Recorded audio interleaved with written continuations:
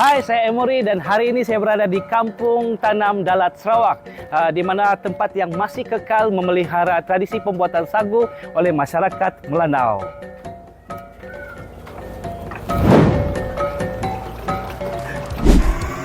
Terletak di bagian tengah pesisir muka Sarawak, Dalat merupakan sebuah daerah kecil yang terkenal sebagai pusat pengeluar utama sagu di Malaysia. Kampung Tanam Dalat, salah satu kampung yang terletak di sepanjang Sungai Oya, masih mengekalkan proses tradisional pembuatan sagu secara turun-temurun, khususnya oleh masyarakat Melanau yang menjadi etnik utama di kawasan ini. Hari ini, walaupun zaman telah berubah, identitas Dalat sebagai tanah sagu tetap hidup diteruskan oleh generasi yang masih setia meneruskan tradisi ini.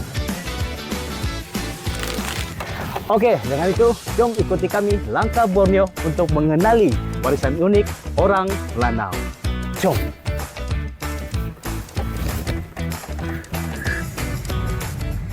Are you ready? Perjalanan kami bermula dengan menaiki perahu menyusuri Sungai Oya yang mengambil masa sekitar 10 menit untuk tiba di laluan anak sungai yang lebih kecil. Semakin dalam perjalanan kami, semakin sempit laluan anak sungai. Kami juga perlu mematikan enjin bot bagi mengelakkan daripada tersangkut disebabkan air yang cetek dan dahan rubia yang terhanyut. So, sekarang ini kami sedang menyelusuri anak sungai untuk masuk ke kawasan kebun pokok rubia yang akan kami datangi nanti. Pengalaman kami menyelusuri anak sungai ini merupakan pengalaman yang sangat memujakan. Ini karena pemandangan yang sangat indah menjadikan perjalanan ini satu pengalaman yang tidak akan dilupakan.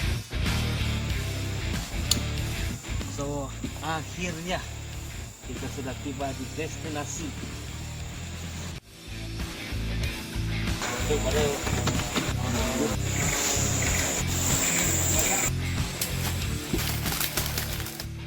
Sekarang ini kami berada di kebun rumbia ataupun mulong ya. Kebun rumbia yang dimiliki oleh Pak Cinadong. Oke, so dia adalah tuan kepada kebun ini dan kami ingin mengucapkan terima kasih sanggup bawa kami sini untuk melihat kawasan kebun dan proses penebangan yang seterusnya nanti kita akan buat. Inilah proses yang dilakukan sebelum menebang pokok mulong ini. Batang mulong ini harus dibersihkan dahulu untuk memudahkan kita memilih tempat untuk kita start potong pokok mulong nih. Bukan senang oh. Di sini pokok mulong ditebang menggunakan chainsaw, manakala sebelum ini mereka menggunakan kapak bagi menebang pokok mulong. Setelah ditebang pokok mulong maka dibersihkan menggunakan tombak khas yang disediakan. Setelah itu, batang mulong akan disukat sepanjang 33 inci untuk dipotong mengikut sukatan yang telah dibuat.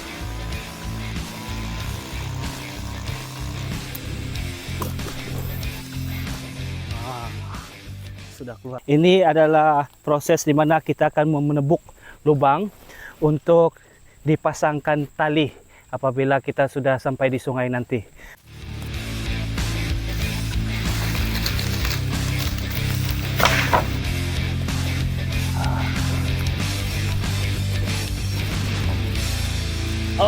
Iya. Alright. So, inilah cara yang digunakan pada waktu dulu kala.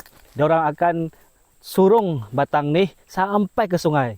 Tapi sekarang kebanyakan penebang pokok rumbia mereka akan menggunakan satu alat yang bagi memudahkan untuk menolak batang mulong ini.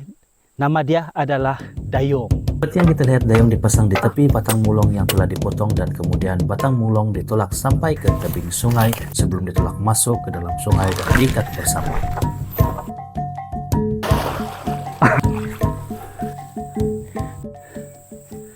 Alright, so demikianlah proses penebangan sampailah dipotong mengikut saiz dan ditolak sampai ke sungai dan diikat di sungai.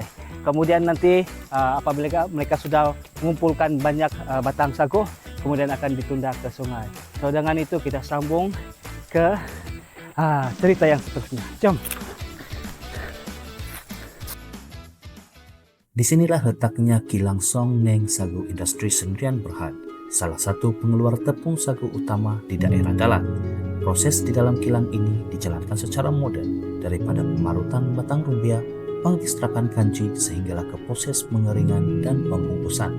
Semuanya menggunakan mesin yang canggih dan terkawal.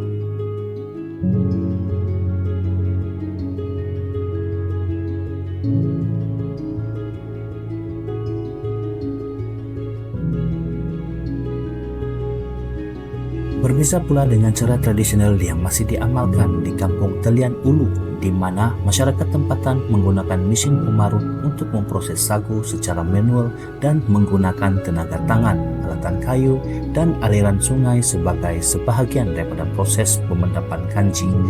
Inilah pertemuan dua dunia antara teknologi modern dan warisan turun-temurun.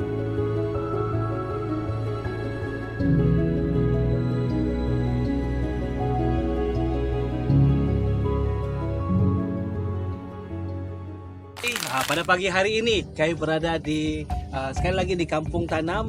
Kali ini kita berada di salah satu pusat pemprosesan biji sagu, di belanga Sungai Beluti. Di sini kita akan melihat cara-cara ataupun proses membakar biji sagu.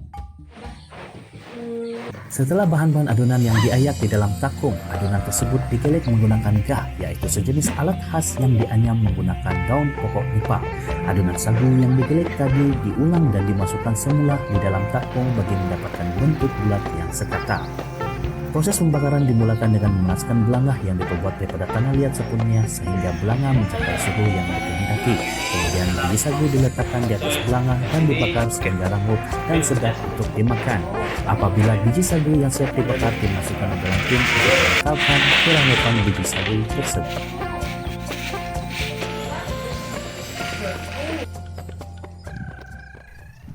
Dari pohon rumbia yang ditebang hingga menjadi butir-butir sagu yang berharga. Perjalanan ini bukan sekadar tentang makanan tetapi tentang warisan, ketekunan, dan kasih sayang orang Melanau terhadap alam dan budaya mereka. So, saya Emory berterima kasih kerana mengikuti perjalanan kami bersama-sama Langkah Borneo. Sampai jumpa lagi di dokumentari yang seterusnya. Bye-bye. Alright, so jom ikuti kami Langkah Borneo. Dengan itu, jom ikuti kami Langkah Borneo dan kenali.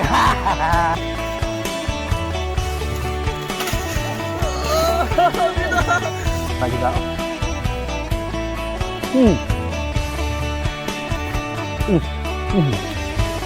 Rasa tepung. Makan. Coba lemak. Terus.